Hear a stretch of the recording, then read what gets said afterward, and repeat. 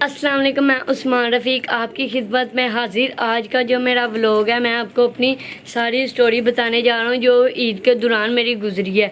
तो आपको भी पता है कि ईद आती है, हर बच्चा, हर लोग जो है कुर्बानी का जानवर लेते हैं। इस मरतबा हमारा भी, पिछली मरतबा भी हमने कुर्बानी की थी, इस मरतबा भी जो है ना हमने कुर्बानी करनी थी। हमारा जो जानवर था वो गाँव पर था, तो वहाँ से जो है लाना था। मैंने जो है, जब भी मैं देखता ना, हम सब घर वालों का जो प्लान था ना, वो चांद रात को ही था कि चांद रात को लाना है, या चांद रात से एक दिन पहले हमने अपनी कुर्बानी का जानवर ले आना है। लेकिन मैं जो है ना बच्चों को देखता था तो मेरा भी दिल करता था कि मैं भी जो है अपना कुर्बानी का जानवर लाऊं। यही बात हुई, मैंने भी घर में कहा कि लेके आओ। सब घर वाले, मोहल्ले वाले सब जो है अपने कुर्बानी का जानवर ले आए थे। यही बात हुई कि ना घर में ना सिर्फ एक मेरा भाई गया था कुर्बानी का जानवर लेने, वो भी गाँव से। तो मैंने भी साथ जाना था, किसी वजह से ना मैं जा नहीं सका क्योंकि अब मेरे पेपर भी आने वाले थे। और उसके बाद यही बात थी कि जगह नहीं थी उसमें, बिल्कुल भी नहीं। अगर मैं जाते हुए तो पीछे बैठ के चल जाता, वापसी में जो है ना पीछे तो उसको रखना था। अगर मैं बैठता वो मुझे मार भी सकता था। मैंने सोचा था कि मैं वहाँ पर जाऊँगा, वहाँ पर खेलूँगा, और वहाँ पर हमारे स्विमिंग पूल भी नया नया खुला है, तो मैं क्या वहाँ पर नहाऊँगा। लेकिन ये सब जो है मेरा ख्वाब ही रह गया। यही बात हुई तो फिर मेरा भाई जो है जुमे रात को गए हैं, और वो जुमे रात को गाय लेके आए हैं। तो उसके साथ पहले जो 2 दिन थे ना मेरे, तो ऐसे ही गुजर गए थे। मैंने जो है उसे नहलाना था। पहले जो है मैं उसको अच्छी तरह नहलाता नहीं था क्योंकि वो पीछे से टांग उठाता था। मुझे लगता था कि ये टांग ना मार दे, क्योंकि उसकी टांग भी जो थी ना बहुत ही बड़ी थी। अगर वो मुझे मारता तो मेरे दांत के 32 के 32 दांत टूट जाने थे। 2 दिन तो ऐसे ही गुजर गए। अगले दिन जो है मैंने सोचा इतवार को, तो मैं ट्यूशन भी जाता था। जुम्मा और हफ्ते को जो है मैं ट्यूशन गया हूँ। उसके बाद जो है हमें छुट्टियाँ हो गई हैं ट्यूशन से। मैं भी बहुत ज़्यादा खुश हुआ कि अच्छा छुट्टियाँ हो गई। अब ये जो 3 से 4 दिन है इसके साथ गुजारूंगा। तो इतवार को जो है मैं सुबह सुबह उठा, नई ताजगी से हवा का सांस लिया, और उसके बाद गंद जो था उसके नीचे था, और पट्ठे वगैरह भी लाने थे, वो तो मेरा भाई जाके ले आया था। उसके बाद मैंने उसे नहला के उसकी जगह साफ़ की है। फिर उसके बाद पंखा लगा दिया ताकि जल्दी से जगह सूख जाए और वो बैठ जाए।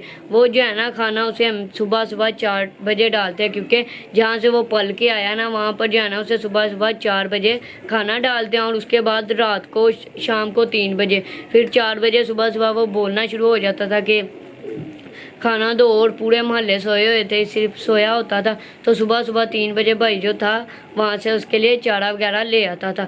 तो यही बात हुई है पीर का। जब सुबह सुबह हुई है तो मैंने जो है उसे नहलाया, अच्छी तरह साफ़ सूफ किया। उसके साथ बहुत अटैचमेंट हो गई थी मेरी।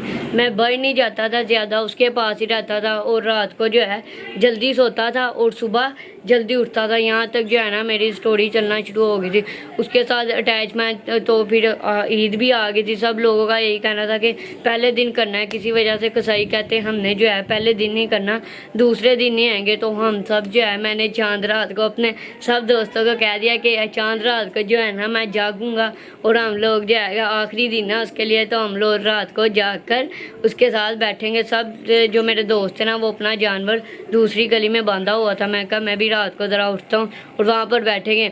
मैंने बड़ी मरतबा सबको कहा कि मैं रात को जल्द नहीं सोऊंगा। यही बात हुई कि मैं रात को 8 बजे ही सो गया, और सुबह सबने मेरा मजाक उड़ाया। यही था ना उस्मान जो कह रहा था कि मैं सुबह रात को नहीं सोना। तो अगले दिन ना जो मेरे दोस्त थे वो भी कह रहे थे कि हमारा दूसरे दिन नहीं होना। तो हमने फिर मैं प्लान बनाया कि हम जो है पहले दिन की रात को नहीं सोएंगे। यही बात हुई कि मैंने जो है ना पहले दिन का पक्का फैसला कर लिया था कि मैं बिल्कुल भी नहीं सोऊंगा।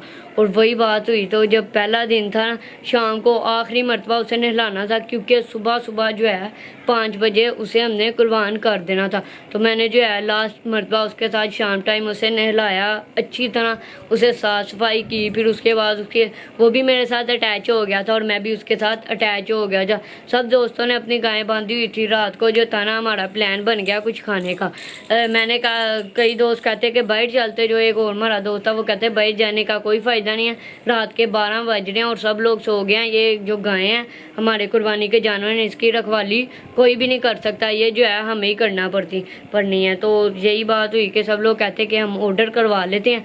तो यहाँ पर ही बैठ के इसके साथ ये बैठ के यहाँ पर खा लेंगे। वो जानवर भी बैठा हुआ था, पंखा लगाया हुआ था और हवा भी ठंडी चल रही थी।